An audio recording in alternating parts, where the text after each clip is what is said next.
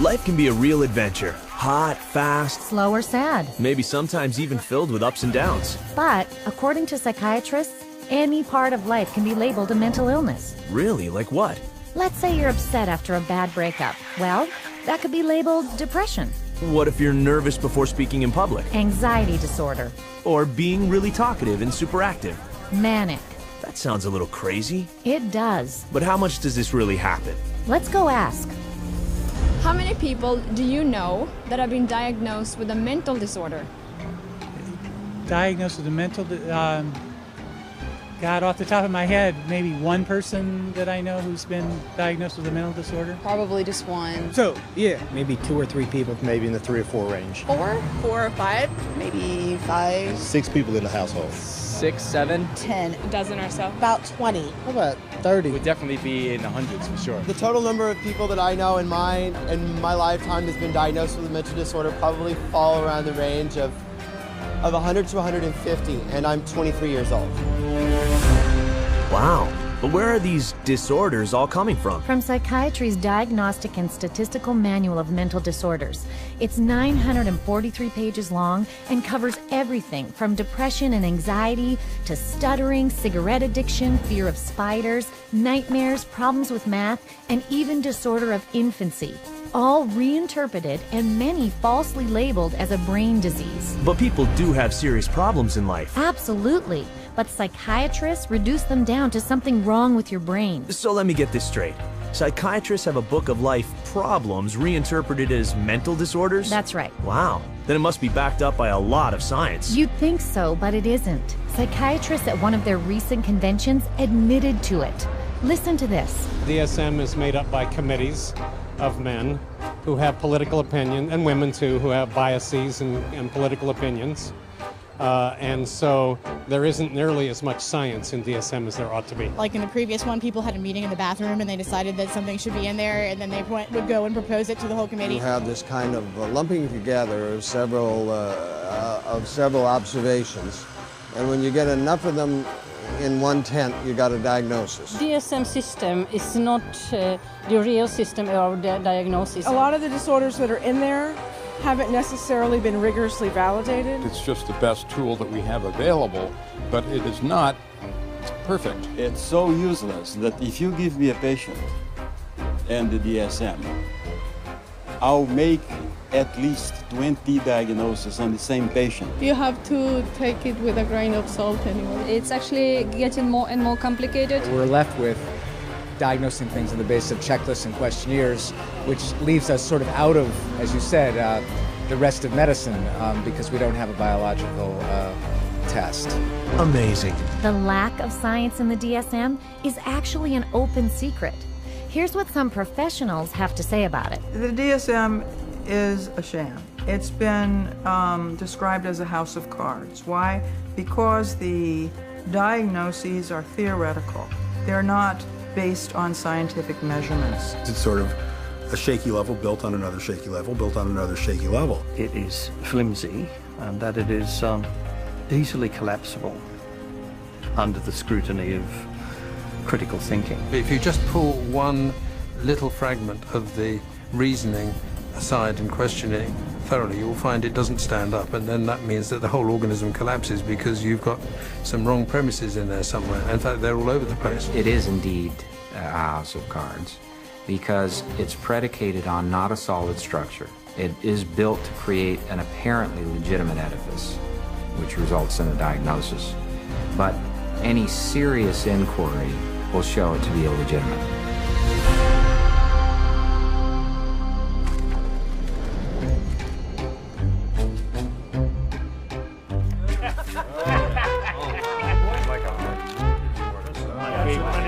Here, I tell you. With schizophrenia, So, if the DSM is not based on science, what is it based on? Well, it started out as a simple desire for psychiatry and psychology to be accepted by mainstream medicine. We psychologists have always desperately wanted to be accepted as a real science, as a true science. Now, what the early psychologists did was they looked around and they saw what other scientists were doing, and they decided to emulate them. Modern approaches to classifying psychiatric disorders dates from the 19th century. nearly all the clinical concepts we have today originate from that time. Probably the most important of all was a chap called Emil Kraepelin, who worked first of all in Heidelberg and then in Munich. Never heard of him. Emil Kraepelin is known as the father of psychiatric classification. He was the first person to classify what he thought were biological illnesses in the brain. There was dementia precox, which is now called schizophrenia, manic depressive illness, and paranoid psychosis, all concepts that still exist in the DSM today. That's it? 3 disorders? Yes, only 3, but Kraepelin's system soon became very popular. Listen to this. Kraepelin's system caught on very quickly, not only in the German-speaking world, but also in the English-speaking world, in the United States and Britain. It caught on because up to that point, nobody had an agreed way of talking about patients. So in the early 1950s, there was compiled Diagnostic and Statistical Manual of Mental Disorders. Now, there are very few statistics in the book. Disorder is used essentially as a euphemism for illness. This is a book which catalogues mental illnesses for which no medical sign has ever been discovered. This primitive pamphlet was 130 pages long and listed 112 mental disorders, small compared to the current DSM, but much bigger than anything Kraepelin envisioned. Why so many? Because by defining more and more of life as abnormal, psychiatrists could get their hands on a huge amount of government money. Defining life? What do you mean? Well, things like holding your breath, biting your nails, thumb-sucking, sleepwalking, poor efficiency, even homosexuality. That's ridiculous. They added all those just to have people to treat? And more. Then the second version, DSM-2, came along in 1968 and expanded to 178 disorders, again to grab even more government insurance money. To do this internationally, the DSM-2 was specifically written to align with the International Classification of Disease, the ICD, a book extensively used in Europe and around the world that, apart from psychiatric diagnoses, lists real medical diseases. So that's how psychiatric disorders got accepted by mainstream medicine. It was a start, but the DSM-2 was still not scientific, as it was heavily influenced not by actual clinical testing, but by the theories of Austrian psychologist Sigmund Freud. Then there must have been a lot of neuroses in that book, right? Yep. But there was absolutely no knowledge of what caused them, nor did they even look for a cause. Inclusion of the disorder in the classification does not require that there be knowledge about its etiology. So in other words, to make a diagnosis, you really don't need to bother with cause and effect. You don't need to know what causes the condition. Wait a minute. If the DSM doesn't tell you what causes its mental disorders, how does psychiatrists discover them in the first place? The answer may surprise you. New diseases are being invented all the time, and I want to emphasize the word invented, because when it comes to psychiatry, mental illnesses are not discovered, they're invented. The way the system works in terms of diagnosis is that every few years a group of psychiatrists and psychologists sit around in a room and vote on new diagnoses. This is science? I can't believe it. Don't worry, you're not alone. The diseases are voted on? What do you mean? Did you say, are they voted into existence? Are voted? As in created. Oh, man. I think that's kind of ridiculous. It's crazy that you would vote. I definitely don't agree. I don't agree with it at all. Mental disorders should be based on scientific research. I have been led to believe that it's all based on medicine and science. So I'm kind of shocked to find that out. Me too. There's more. Not only are mental disorders voted into the DSM, but now and then they are also voted out. Take, for example, homosexuality, listed in DSMs 1 and 2 as a mental illness. This is how the editor-in-chief of the DSM-3, Robert Spitzer, explained it. I came up with a definition in 1973 that made it possible to argue that homosexuality was not a mental disorder. On a vote, essentially, at a conference of the American Psychiatric Association, it was removed. Now, did they discover that homosexuality was not a disease through scientific processes?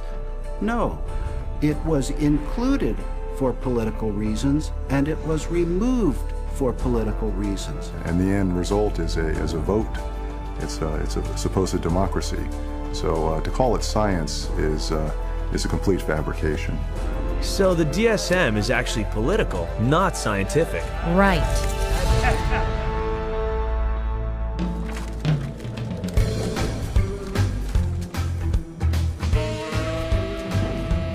I thought psychiatrists wanted to be seen as doctors. You're right.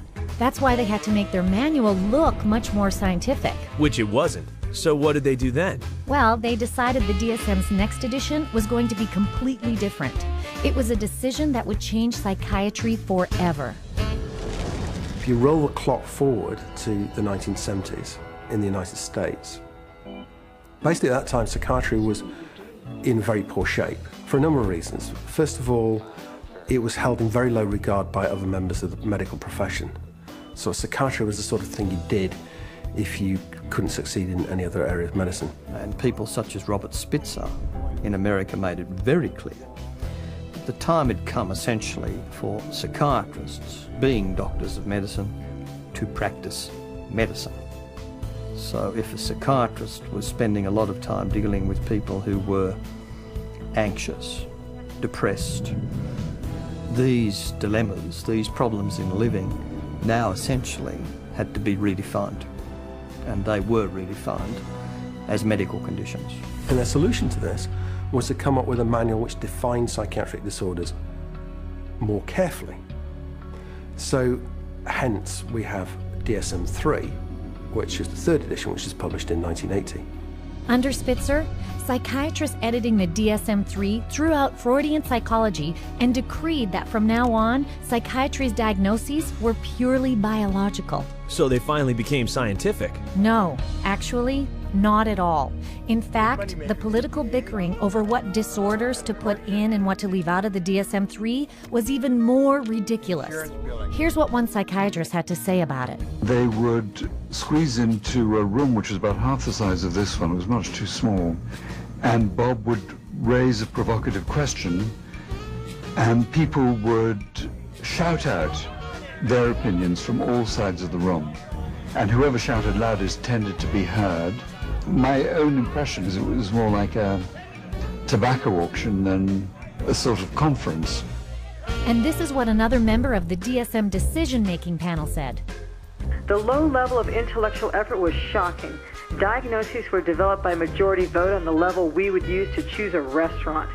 You feel like Italian, I feel like Chinese, so let's go to a cafeteria. Then it's typed into the computer. It may reflect on our naivete, but it was our belief that there would be an attempt to look at things scientifically. Sounds like they had a diagnostic manual that looked more scientific, but had no more science in it than before. Meanwhile, the number of mental disorders in the DSM-3 had ballooned to 259.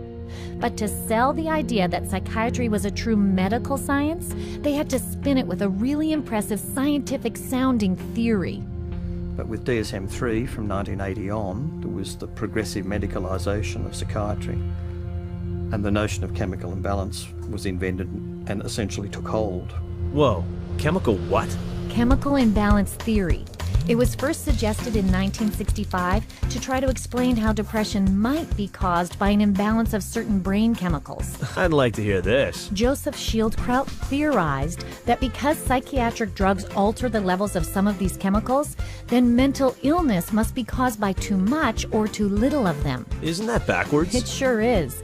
It's a little like saying that because aspirin stops a headache, that headaches are caused by the deficiency of aspirin. I see what you mean. But it was just convincing enough to give psychiatry and the DSM-3 the superficial aura of science. As Robert Spitzer put it, psychiatry felt now, gee, we're more scientific, we're part of medicine.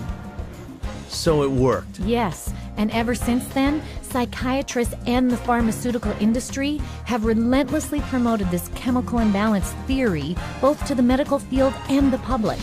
If you're one of the millions of people who live with uncontrollable worry, anxiety, and several of these symptoms for 6 months or more, you could be suffering from generalized anxiety disorder, and a chemical imbalance could be to blame. Pristique is thought to work by affecting the levels of two chemicals in the brain. It works to correct chemical imbalances in the brain, which may be related to symptoms of social anxiety disorder. Cymbalta works on serotonin, and norepinephrine. Hundreds of thousands of patients have been prescribed Abilify. Ask your doctor. Ask your doctor. Talk to your doctor. Call your doctor. Ask your doctor about Cymbalta. Prestique is a key in helping to treat my depression. Ask your doctor about Prestique. You come to my office, and I say to you, well, you describe what's going on in your life and your symptoms, and I say, well, it's clear to me that you've got a chemical imbalance, and we're going to write you a prescription for this. The truth of the matter is, there's no such thing as a chemical imbalance. There's no test out there that they can depend on that tells you you have a chemical imbalance. There's actually, in fact, dozens of studies showing that there isn't any measurable imbalance. So psychiatrists will explain to patients all the time, this is just like diabetes. In diabetes, you have low insulin, we have to readjust the insulin level. In depression, you have low serotonin, we have to readjust the serotonin level. But actually, we have already proven that there's nothing wrong with serotonin levels. It's completely a myth, disproven by our own evidence. I had a psychiatrist. He said that, in his professional opinion, this child had ADHD, a chemical imbalance of the brain. And when he was questioned on the witness stand as an expert witness for the state, he was asked if they had done an MRI. He said no. He was questioned if they had done a CAT scan. He said no. He was asked if they had done any bodily fluid check known to medical science to prove that this child had a chemical imbalance of the brain. He says no.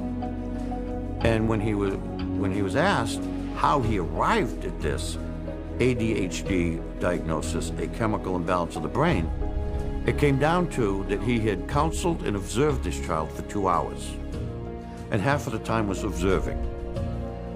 How do you arrive at a diagnosis of a chemical imbalance of the brain by talking to a child and observing them for 2 hours? You don't, okay? It's pure guesswork. Wow, is this for real? See for yourself. Here's what happened when a person with a hidden camera went to several different psychiatrists asking to be tested for a mental illness. Of any scientific test? Not that I'm prepared to do this time. So you getting that I have adjustment, what is it again? Adjustment disorder, mixed emotional features. It just means situational stress. Right, it's a formal diagnosis. But I'm saying, just where do you get that from? I take you at face value. In terms of diagnosis, there's no way that I can x-ray or project or so it's very hard to have anything to measure, because whatever's going wrong is happening in there, and we just can't go in and open up somebody's skull and scoop something out to measure. Right now we don't have an x-ray or a blood test. That doesn't mean that the diagnosis is not clear. The diagnosis is for insurance, and I'm not really trying to think too much in terms of diagnosis. I don't really see that as my main job here, to make a diagnosis, except to give something to the insurance that's reasonably accurate. But we don't even really know what's going wrong in the brain. So all the things that we found were found by accident. I'm stunned. Psychiatric diagnosis is based purely on individual opinion. No matter what they do, they're wrong. Britain's BBC even did a show on this where 10 volunteers, 5 considered normal, and 5 previously diagnosed as mentally ill, were observed by 3 well-known mental health experts, who were then asked to determine who was who. Oh boy. Watch this. We think that it's likely that you've had a history of bipolar disorder. Is that correct? You're wrong. Okay. We've come to the conclusion that at some time you've been diagnosed with a mood disorder. You're wrong. We were wondering whether at some point in your life maybe that you had suffered from a significant psychiatric problem of some kind or other. No. Not at all? You are wrong. All right, okay. 3 wrong diagnoses in a row. After a whole week of observation, the panel have identified just 2 out of 5 disorders. So much for science. You got that right.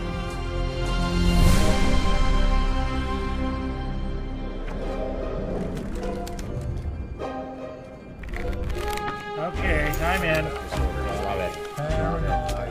And I got a pair of compulsive disorders here. I have a question. How can psychiatrists call themselves evidence-based when they have no evidence? It goes further. Not only do psychiatrists have no test to prove the mental disorders they label you with, they can't even define what a mental disorder is. No. They even state it in the DSM. Watch this. Although this manual provides a classification of mental disorders, it must be admitted that no definition adequately specifies precise boundaries for the concept of mental disorder. There you go.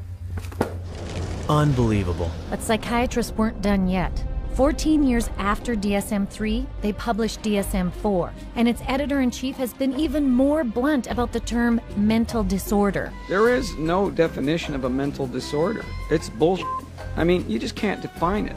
So even though they admitted they couldn't define what a mental disorder was, a term they used in the title of their own manual, they added more disorders? A lot more. 115 to be exact, for a grand total of 374. That's over 3 times the number of disorders listed in DSM-1. And in just over 40 years. And this book weighs almost 5 pounds. That's bigger than a Metropolitan phone book. It's a buyer's catalog of mental illness. And with it, 120 million people worldwide have been diagnosed with a mental illness.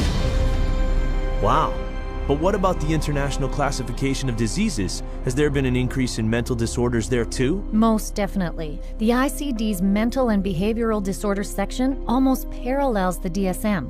Whatever happens in the DSM is mirrored there too. Okay, well, so far I found out there's no test to identify or confirm a mental disorder diagnosis. There's no proof to the chemical imbalance theory, and that they don't even know what a mental disorder is. And they admit it, at least to each other. Here's one prominent psychiatrist speaking at a recent APA convention. You're sitting in your office, you see a depressed patient, you have no idea what's the matter with them. And I know all of you think you know the answer, but in terms of evidence, I don't know the answer, and I don't think any of us really know. That's astonishing. And yet, they will give you a diagnosis very quickly anyway. This is another influential psychiatrist at the same conference. Jim Burley at the Maudsley Hospital did a study once on how long it took people to make up their mind about the diagnosis after they entered a room. And it was about, how many, David? It was 2 seconds? It was a couple of minutes. It was very... A couple of minutes? Yep. Of course, even the then president-elect of the American Psychiatric Association is on record for saying the DSM is pretty much a joke. Well, what does D stand for? I used to think it is diagnostic, but over the last few years realized it is more like a dartboard. Dartboard?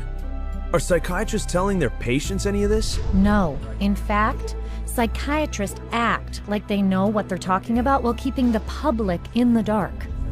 I was sent to a psychiatrist who saw me again for maybe about 15 minutes, talked to me how I was doing at 7 years old, and I left with a prescription for Ritalin. Probably within the first 15 minutes, he diagnosed me with having an anxiety disorder and put me on prescription medication. The amount of time it took for the diagnosis was, I'd say, probably within 10 minutes is, I was diagnosed with anxiety, with depression, within 10 minutes of speaking to the psychiatrist, and I was put on those drugs immediately. I received numerous different diagnoses from different doctors, and each one gave me a different drug. I didn't have to undergo any tests. I didn't even have to sit there and I didn't have to ask any questions. It was just, that's what you've got, and this is the drug. They really didn't talk to me. They were always talking and questioning my mother.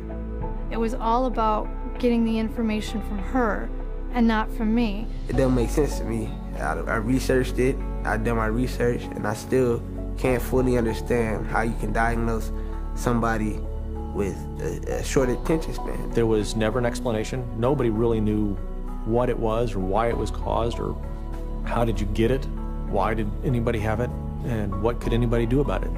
Just here, have some medicine and go away. And I was put on, a horse's dose of an antidepressant called Effexor, 450 milligrams a day. They say if you're on 300, you're comatose. It wasn't always Ritalin. It went from Ritalin to like Wellbutrin to Concerta to Adderall. I remember asking these doctors, is there any other way we can do this? Is there any other therapy? Is there something we can do that won't make me feel so badly, that won't give me all these side effects and just horrible sensations through my body 24 hours a day? Is there something else I can do that might be not having to do with medications? Doctor said, no. See, what you have is very complex.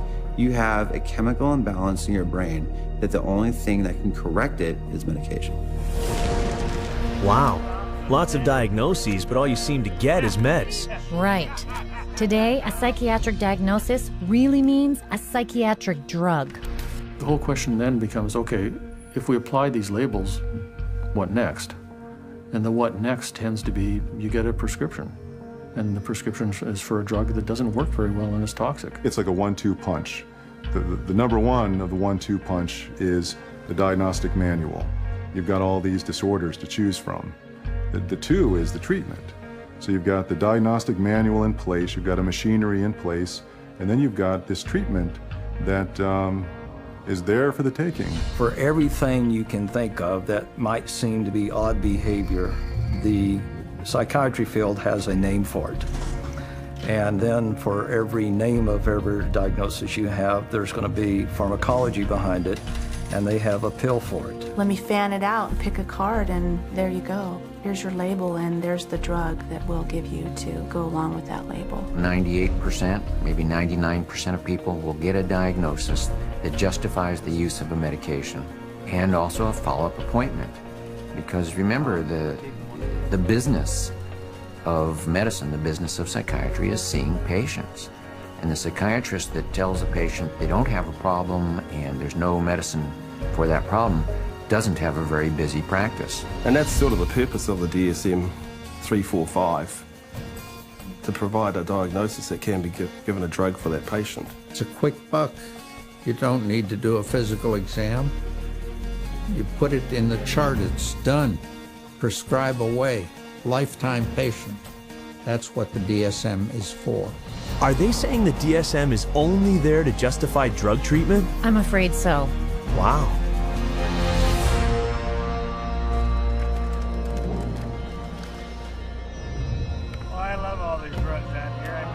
So if psychiatry's primary treatment is drugging, there must be a lot of drug prescribing out there. Absolutely. Did you know over 600 million scripts are written for psychiatric medications every year? Whew. But what about the patients who don't want drugs? Actually, the DSM has a category for that, too. It says V15.81, non-compliance with treatment. Now this category can be used when the focus of clinical attention is non-compliance with an important aspect of treatment for a mental disorder or a general medical condition. If you refuse treatment, then you probably are mentally ill, ipso facto, by that fact alone. So if you don't do what a psychiatrist tells you to do, that's a mental disorder? That's right. That's downright scary. So why wouldn't they follow the treatment? Because the drugs psychiatrists prescribe can cause some very strong and severe physical reactions. You mean side effects? Well, not exactly. Drugs really don't have side effects. Drugs only have effects, and we arbitrarily differentiate those effects of the drug that we like, and we say these are the effects of the drug. And those that we don't like, those are the side effects. It's akin to saying that a bomb that comes down on a building kills people and destroys the building, and the military general says, oh, killing of the people is really a side effect. No, you cannot separate out the destroying of the building and the killing of the people. And so these are not side effects, these are direct effects of the drug creating disaster. People think antidepressants are going to make them happy, but it's not what they do. They numb them down, and then in themselves there's a withdrawal state from the antidepressants. They just become like robots, some of them. They're not actually able to experience the whole variety and range of human feelings and emotions and work with them and express with them and share them with others. Because once you sort of put somebody on a heavy dose psychotic drug, I mean, you're just dehumanizing them. These are very potent, very toxic medicines, cause on themselves diabetes, high cholesterol, cause what's called a metabolic syndrome, truncal obesity, premature hardening of the arteries. They affect the heart and the lungs and the kidneys, and you never know exactly what to expect. Most psychotropic drugs lead to massive weight gain.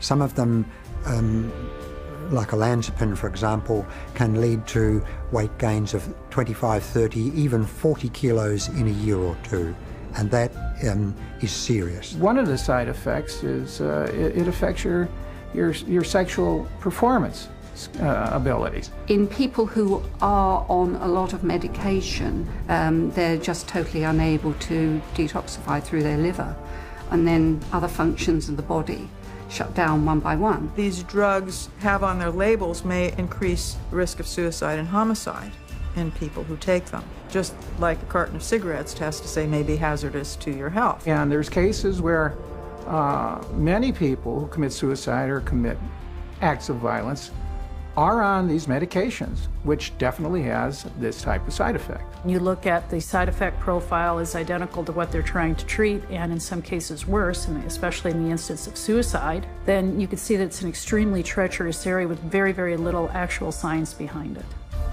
Are you kidding me? These are dangerous drugs. Yes, and there have been thousands, maybe even millions of victims who came to psychiatry for help, but were given drugs that ultimately destroyed them.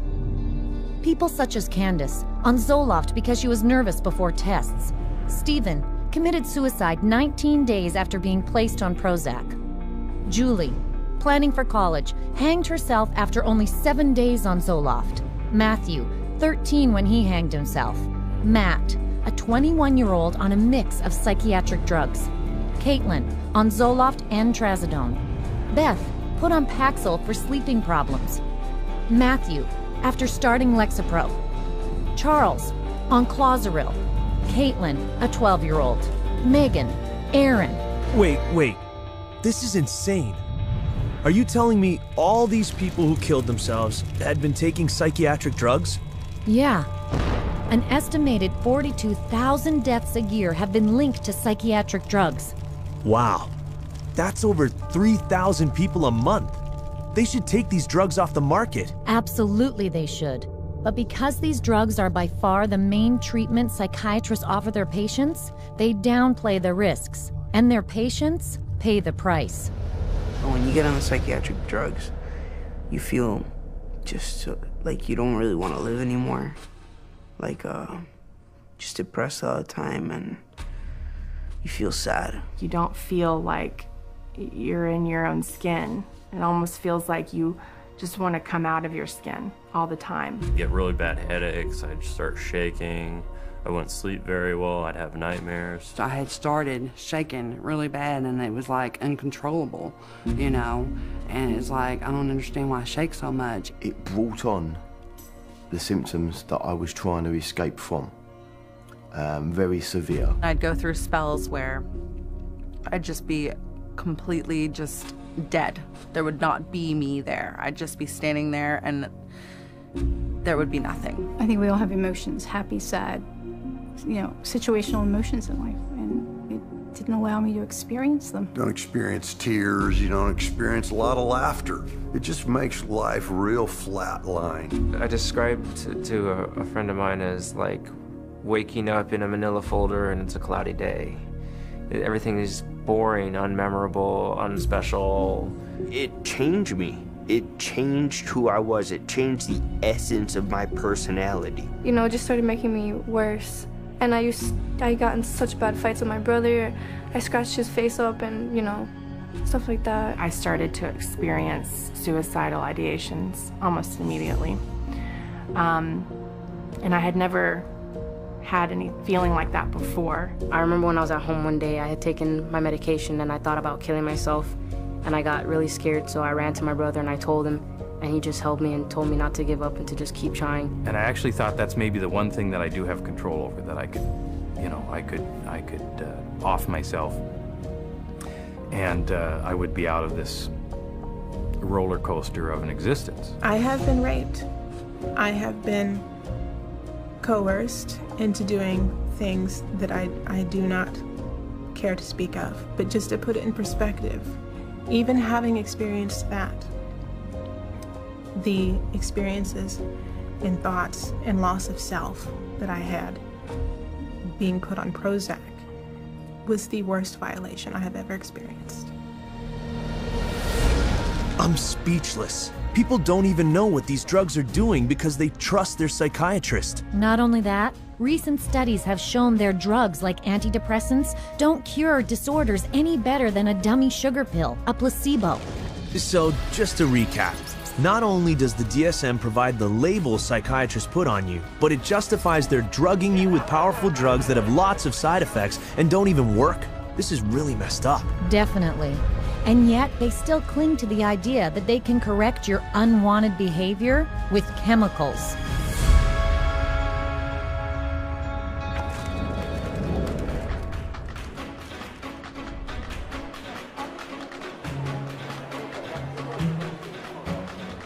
Naturally, psychiatry appeals to the pharmaceutical industry, since now they can market and sell drugs for each disorder named in the DSM. I know those marketing campaigns, they're everywhere. Yes, but if you'll notice, they're also marketing the disorder. Drug companies advertise DSM disorders in print, on television, and the internet, urging them to talk to their doctor. They put their paid experts on talk shows to talk about the latest mental illness epidemics.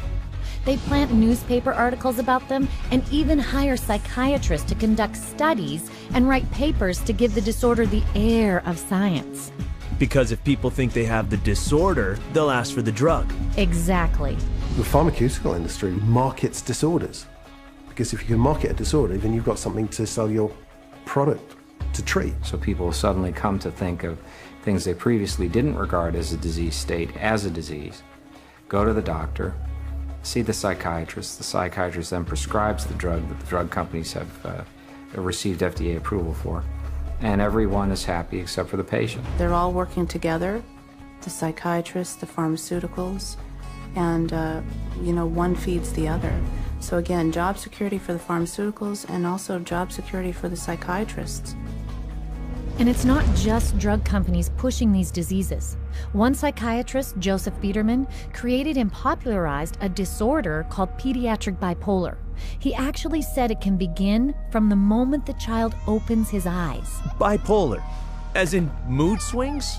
For children? Unfortunately, yes.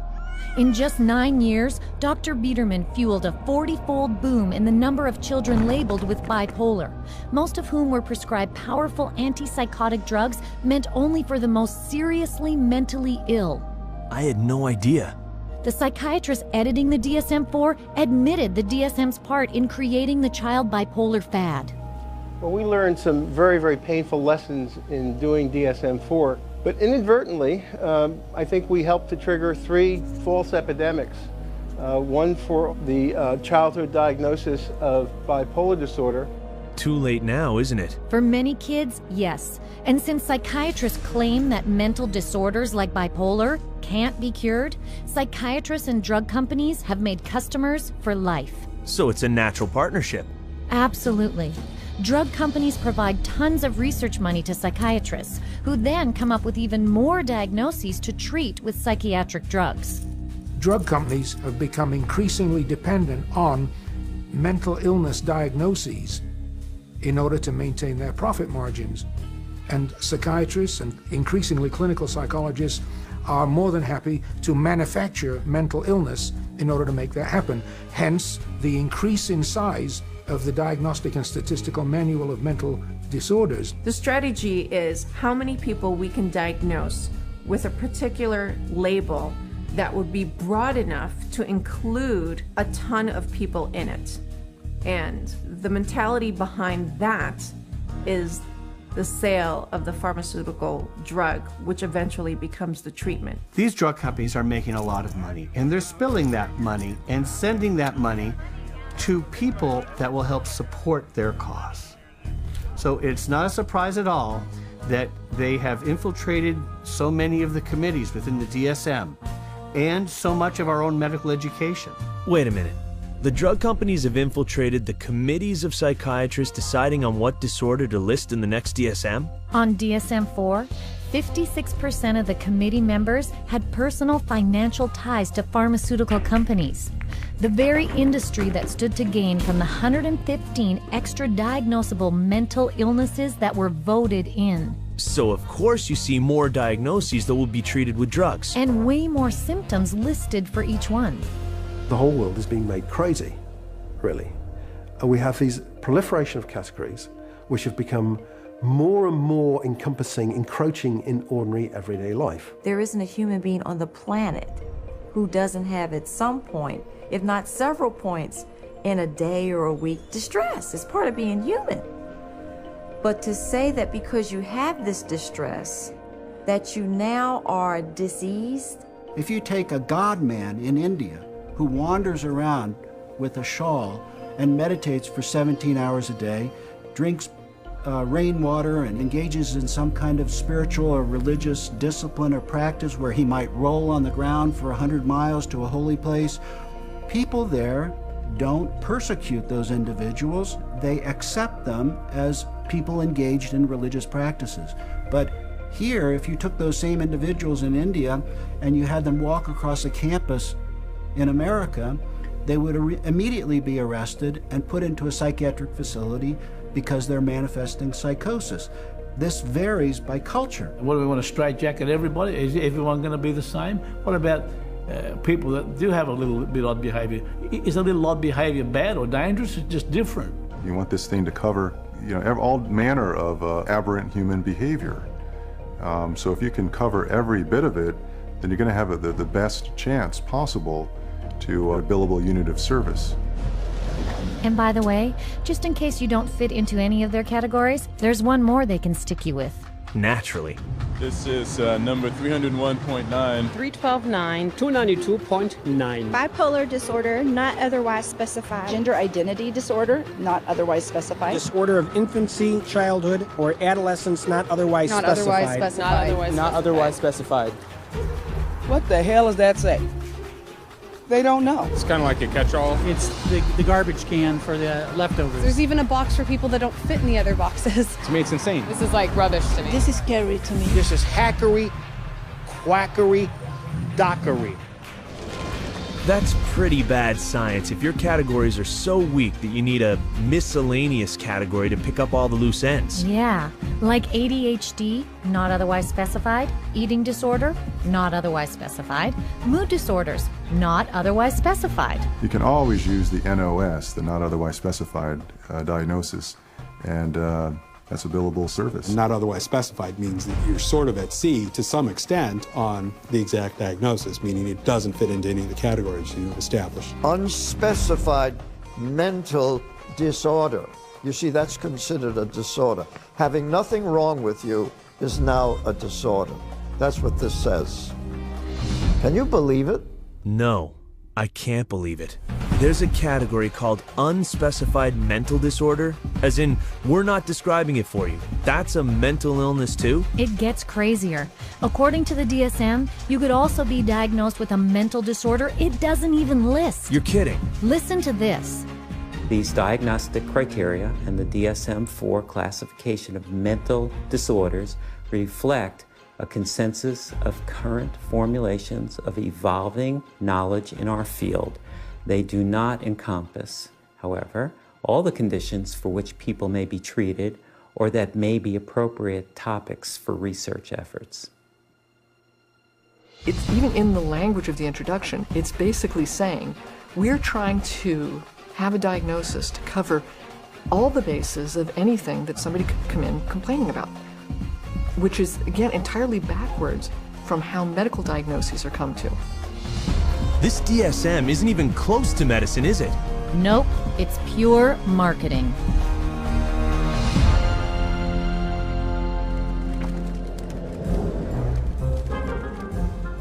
God bless the insurance companies. You get these multiple personalities that you call insurance companies. Insurance bill like that, big money right there. Something still bugs me. If psychiatric treatment is so long, expensive, and ineffective... I know. Who would be willing to spend such exorbitant amounts of money for psychiatric treatment that drags on for years, often for a lifetime, while delivering such lousy results? Exactly. who pays for all this? Mostly government and private health insurance. Right, insurance. In fact, the PHARMA lobby has been very effective in getting laws passed forcing insurance companies to provide mental health insurance equal to regular medical insurance. That's called mental health parity, right? That's it. But economically, this has been a catastrophe. So there's nobody who walks into a psychiatrist's office that isn't going to go out with a label. He's got 374 choices or so based on the Diagnostic and Statistical manual list of symptoms. So he's got to fit you into one of those categories in order to get paid. The DSM really should be called, how to bill the insurance companies, how to get money from the insurance companies. It's a list of codes, and there's a number for everything, and that number goes on an insurance form, and then you get payment for it. The DSM is completely built into the system now because you can't get reimbursed by an insurance company unless there's a DSM diagnosis. A kid wets the bed, you can bill on that. They're going to have one called a skin picking disorder. You pick your skin, you can diagnose and bill on that.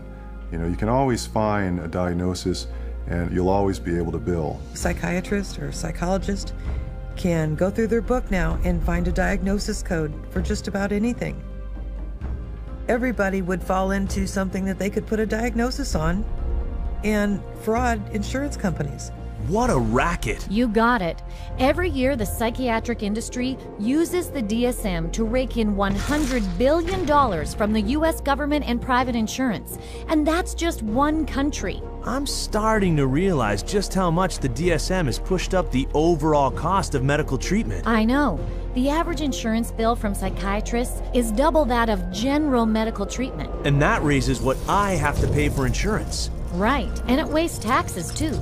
The Texas State Mental Health Insurance Program was almost bankrupted by one class of very expensive psychiatric drug, normally prescribed for bipolar disorder. Wow, that's a lot of drugs. Sure is. And on top of that, because DSM diagnoses are so arbitrary, another huge and costly problem is insurance fraud.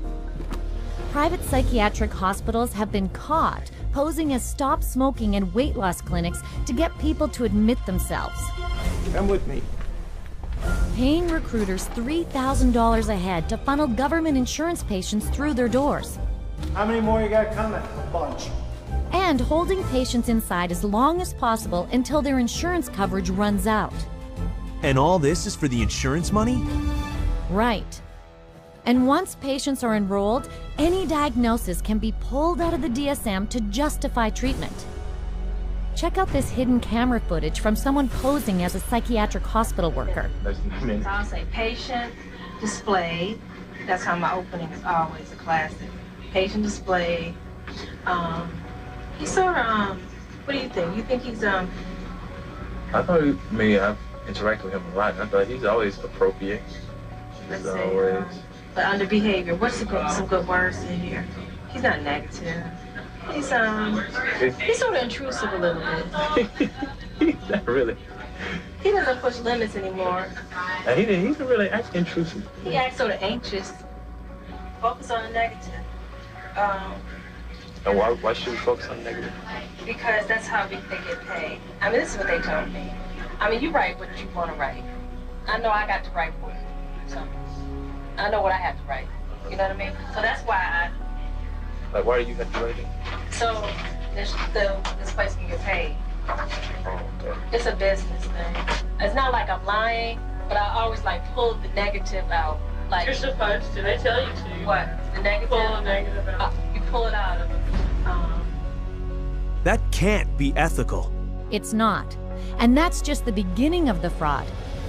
Psychiatric providers have also been caught billing insurance companies for having them listen to music, watch television, or play bingo, charging for wake-up calls, theater tickets, or trips overseas, or for claiming to treat people who are in jail, in a coma, or even dead. No. Some psychiatrists have even been busted for having sex with their patients and billing it as therapy. That's sickening. As one insurance fraud director said, the extent of the fraud is limited only by the imagination. I had no idea. Not many do. Mental health fraud cheats insurers and taxpayers out of $5 billion every year in the United States alone. They should arrest these criminals and throw away the key.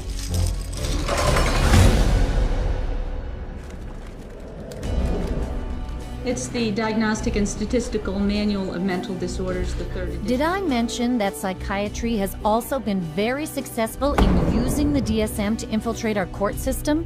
The courts too? Yep. The clinical diagnosis of a DSM-4 mental disorder is not sufficient to establish the existence for legal purposes of a mental disorder.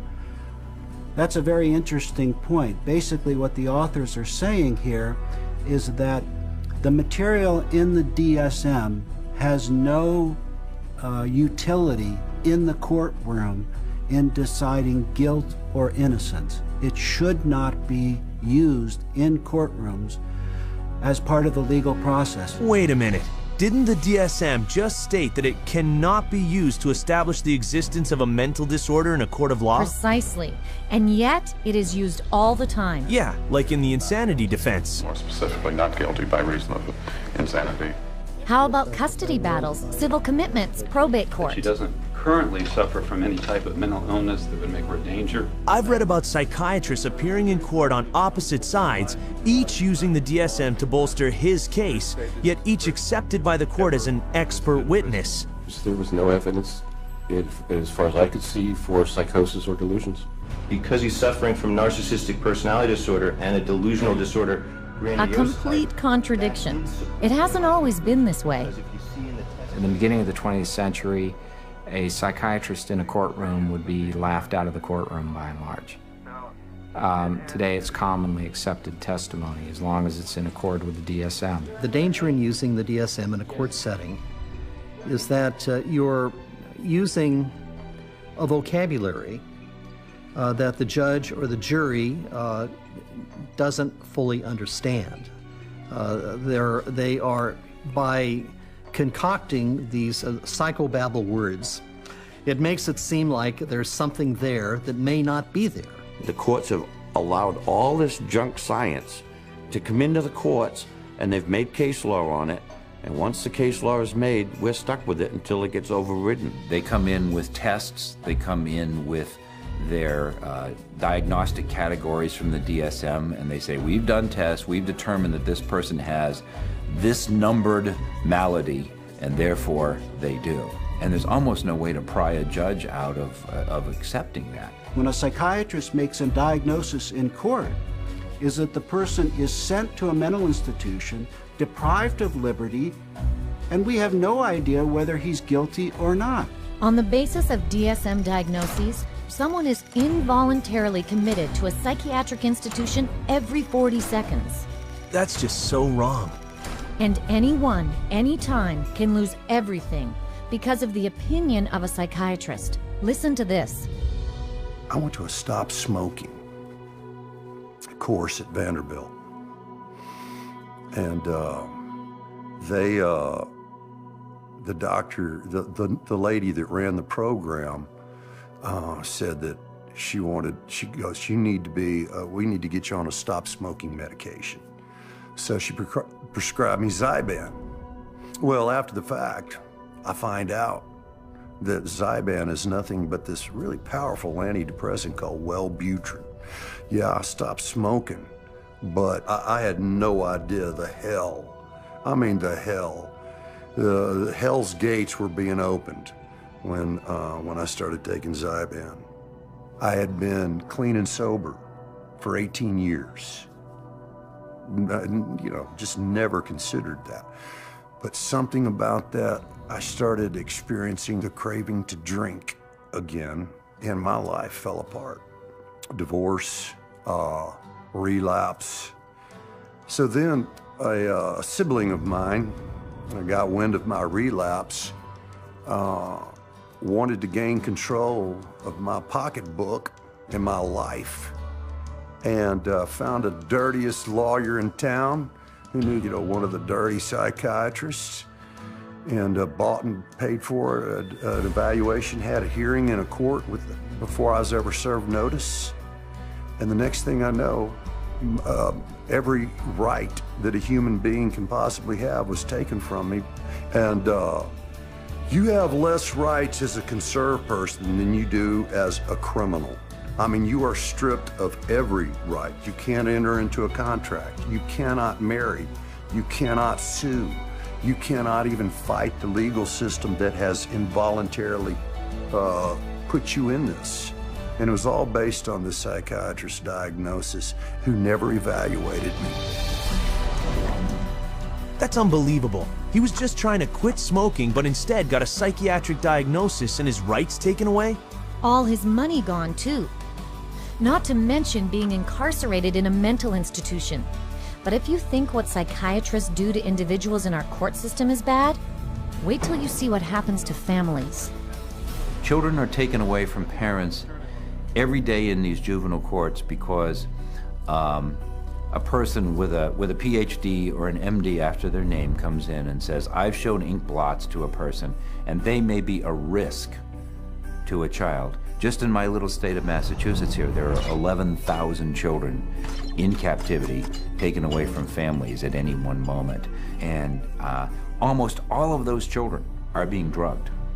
And our own commissioner of children and families testified under oath that they drug 88% of the children that they take out of the families.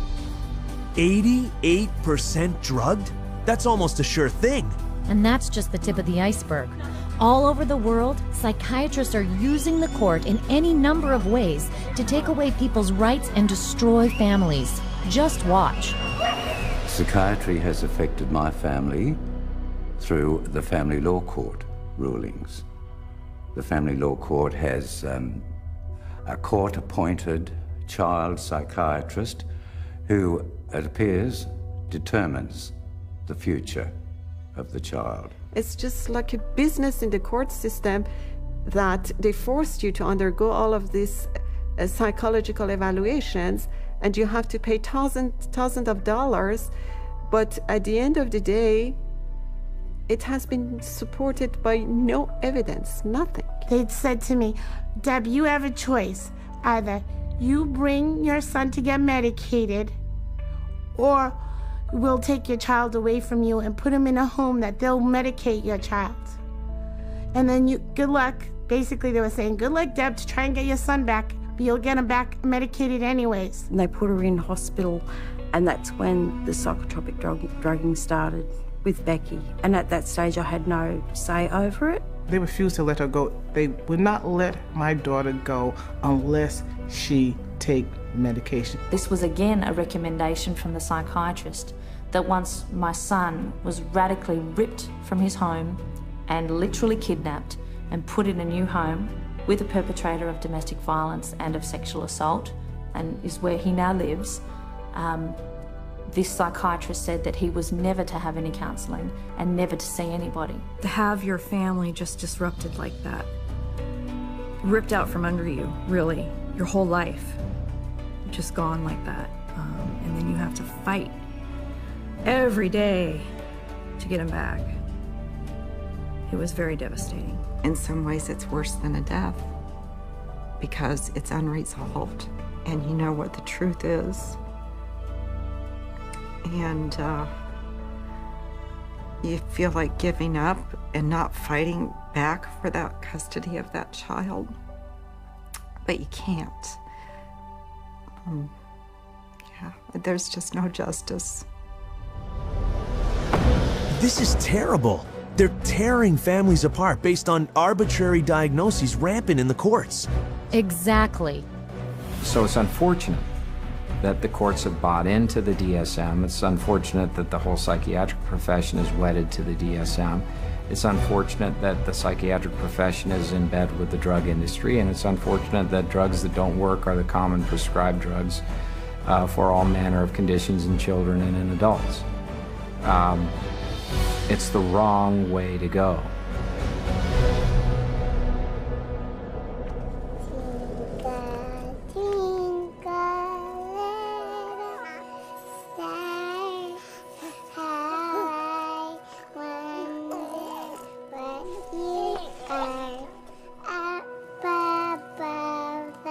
no, not them too. Unfortunately, yes. Children are now a huge target market for psychiatry. The number of childhood disorders listed in the DSM has skyrocketed from 3 disorders in 1952 to 44 today. That's 15 times more. And yet, the DSM basically admits it shouldn't be diagnosing children. In early childhood, it may be difficult to distinguish symptoms of attention deficit hyperactivity disorder from age-appropriate behaviors in active children, such as running around or being noisy. We basically don't know the diagnosis from normal childhood. That's what that's saying. Attention deficit hyperactivity disorder. That's what psychiatrists call kids who don't sit still in class, fidget, run, or climb a lot. Basically childhood behavior, right? Right. And 20 million kids worldwide have been labeled with some mental disorder. So instead of letting kids be kids, psychiatrists are now telling parents their children are mentally ill and need psychiatric drugs. It used to be that you were on the playground, you had the weird kid, you had the shy kid, you had the goof off, you had the hyper kid. You can't have that anymore. Now it's all medical diagnoses. For them to come up with new diseases and new issues and diagnosis in their book, it doesn't correct bad behavior, okay?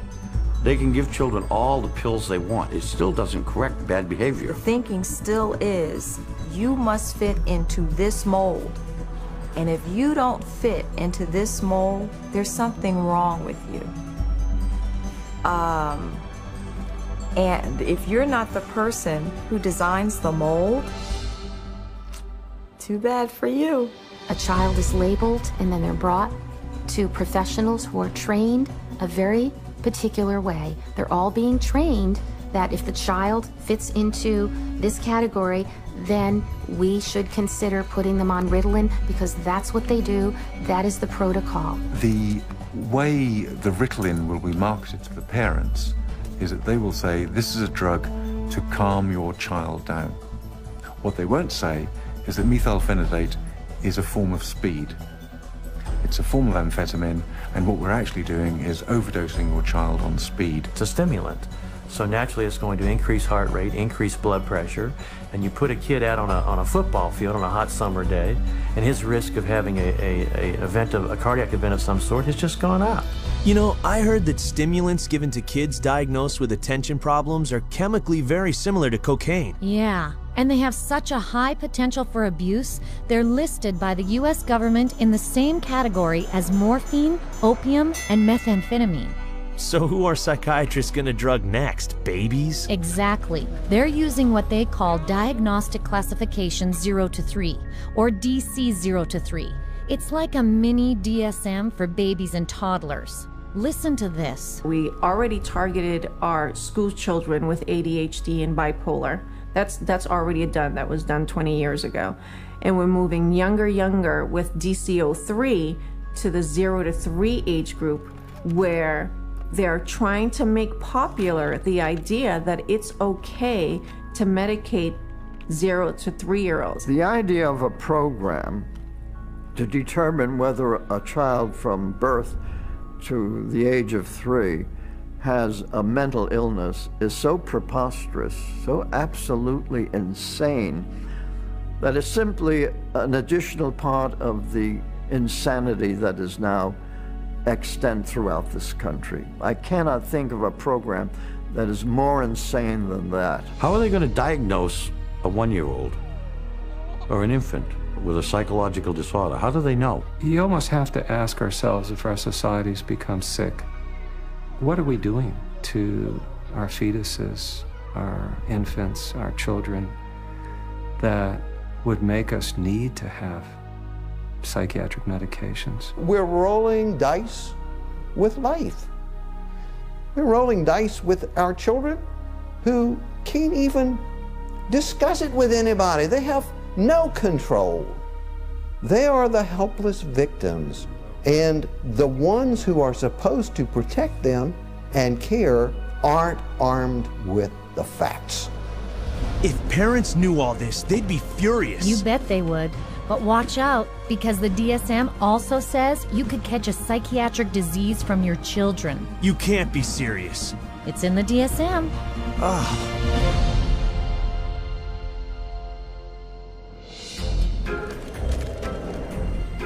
We're going to talk about some of the proposed changes that are suggested for DSM-5. I heard the DSM-5 is even crazier than the DSM-4. You heard right. You've got 374 named diagnoses in DSM. Well, guess what? There's going to be more in DSM-5. Why do we all of a sudden need a fifth DSM-5? Psychiatry wanted to broaden the horizons of mental health problems, of disorders. They wanted to stretch the disorders so it would encompass more. And to do that, they're going to add more diagnoses. We need more diagnoses like we need a hole in the head, really. They're not serving a purpose for mankind, all these diagnoses. They're almost laughable, some of the diagnoses. Laughable? Really? Well, they're talking about hoarding disorder if you don't throw enough things away. Persistent difficulty discarding or parting with personal possessions. Binge eating disorder if you overeat too often. Recurrent episodes of binge eating. Oh, and there's skin picking disorder.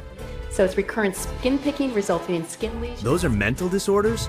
And for children, there's a new disorder that will scoop up the huge number of kids whose tantrums don't yet qualify for bipolar.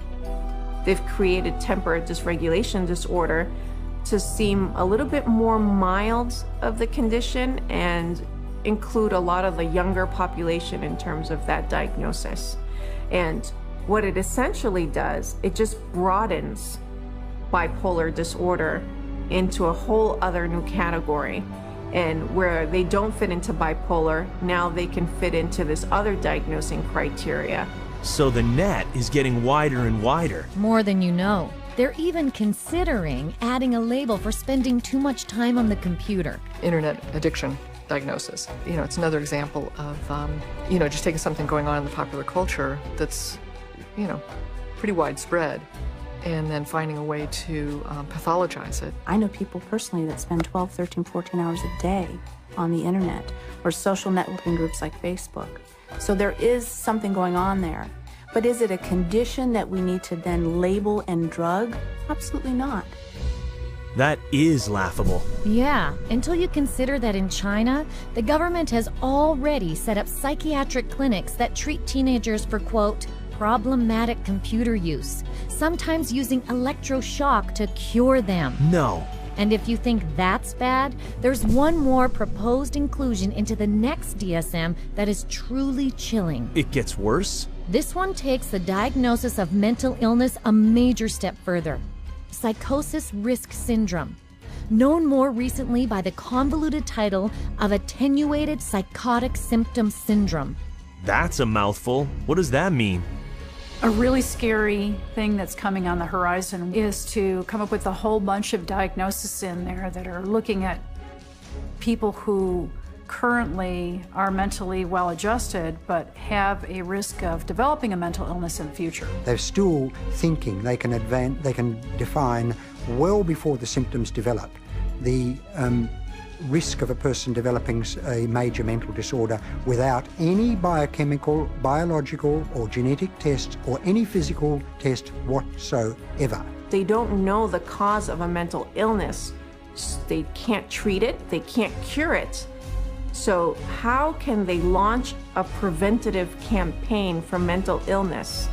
It just logically, it falters. Wait a second.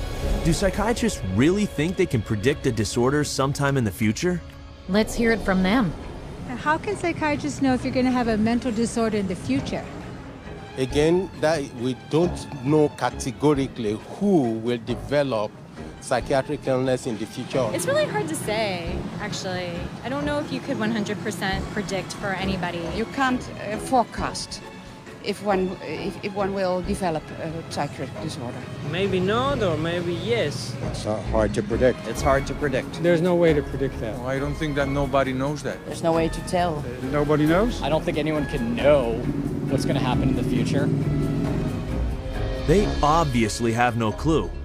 Yeah, but despite this, they're already proposing to screen kids for future mental illness. So they can treat them now. You bet.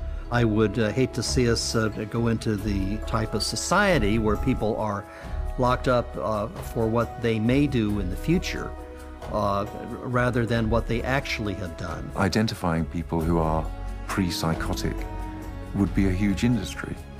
Wow, that's truly terrifying. And the crazy part is, psychiatrists are still moving forward on DSM-5 when some of their most influential openly admit it's completely worthless. Any comment on DSM-5? It's of no use to us in the rest of the world.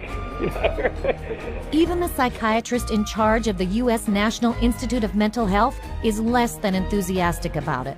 I don't do DSM. I'm not involved. So, and that maybe tells you more than anything. NIMH is not involved with DSM. So the top guy at the biggest government psychiatric organization in the world wants nothing to do with the DSM? That's what it looks like. It's a total sham. The Diagnostic and Statistical Manual is effectively the story that is being wrapped up in statistics and numbers and categories that when medicine tosses, doesn't fit any of our categories over to psychiatry, psychiatry says we'll find a category, and if we don't, DSM-5 or 6 or 7 will. I think in 2016 we'll be looking at DSM-6 and there will be 1,425 diagnoses and I'll have 900 of them. That is crazy. Yeah, but all of it is designed to fit more and more people under psychiatry's diagnostic umbrella. So they can cash in on even more normal behavior. There you go.